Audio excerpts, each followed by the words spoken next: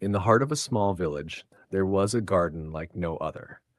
The trees stood tall and proud, their branches stretching wide, offering both shade and fruits. A blanket of colorful flowers covered the ground, filling the air with a sweet, delicate fragrance.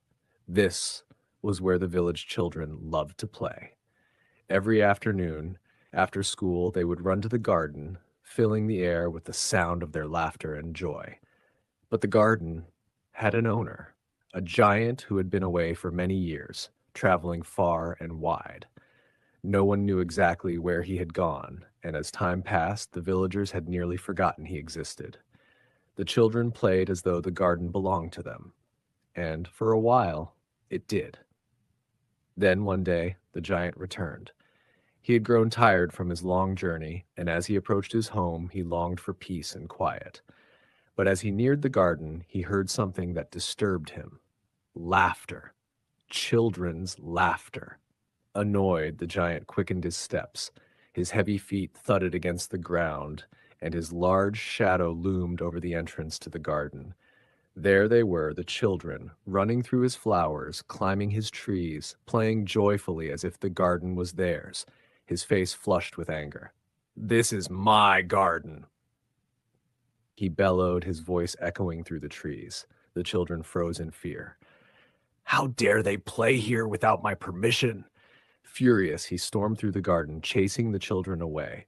They ran, scared of the giant's thunderous voice and towering presence. The giant didn't stop there. In his rage, he built a high wall around the entire garden. His hands worked quickly, and by the time the sun had set, the wall stood tall and forbidding. On it, he hung a sign that read, "Trespassers will be prosecuted." The children, seeing the wall and the harsh words written on it, were heartbroken. Their once joyous afternoons were now gone. With nowhere left to play, they wandered the streets, aimless, with no laughter left in their hearts. But something strange began to happen in the garden. Spring arrived in the village, but it never touched the giant's garden. Everywhere else, flowers bloomed, birds sang, and the sun shone brightly. But within the walls of the giant's garden, it remained frozen in winter. The trees refused to blossom, the grass stayed brown, and not a single bird came to sing.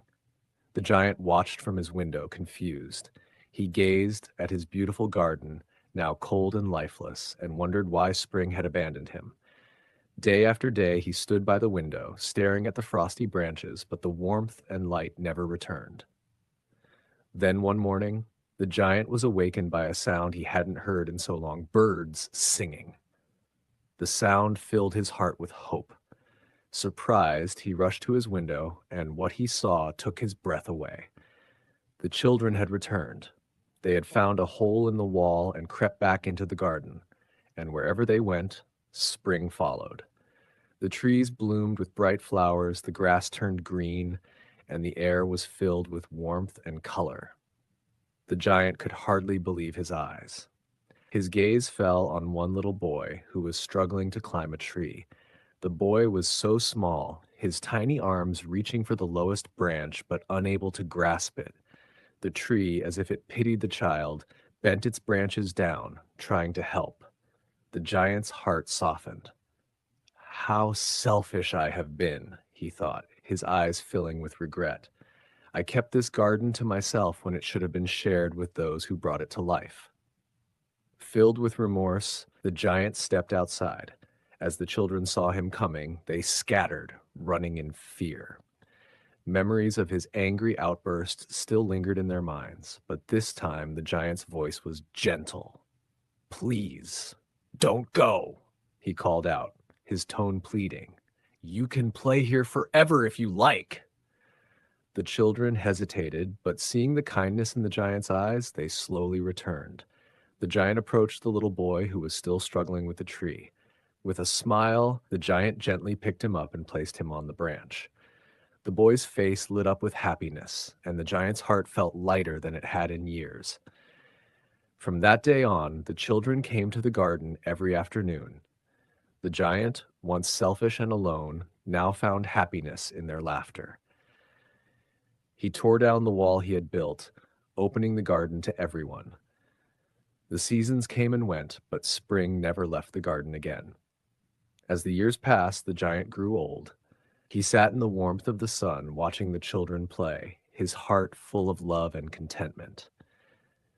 The garden, once a cold and lonely place, was now always filled with life, laughter, and springtime. But one day, the giant noticed something. There was a boy missing, the same little boy he had once helped into the tree. The giant searched for him day after day, but the boy never returned. Then, one winter morning, the giant awoke to find the garden covered in a blanket of snow. Everything was still except for one corner of the garden where a tree stood covered in beautiful white blossoms, as if it were still spring. Beneath the tree stood the boy, his small figure framed by the snowy branches. The giant's heart leapt with joy. "You've returned!" he cried, hurrying towards him.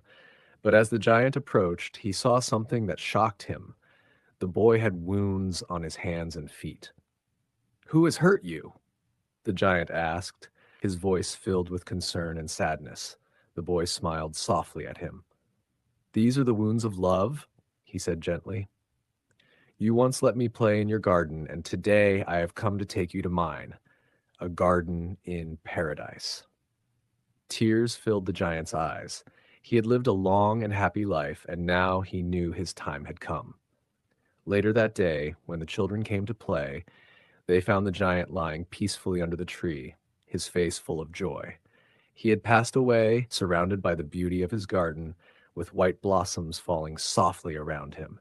And though the giant was gone, the garden remained full of life.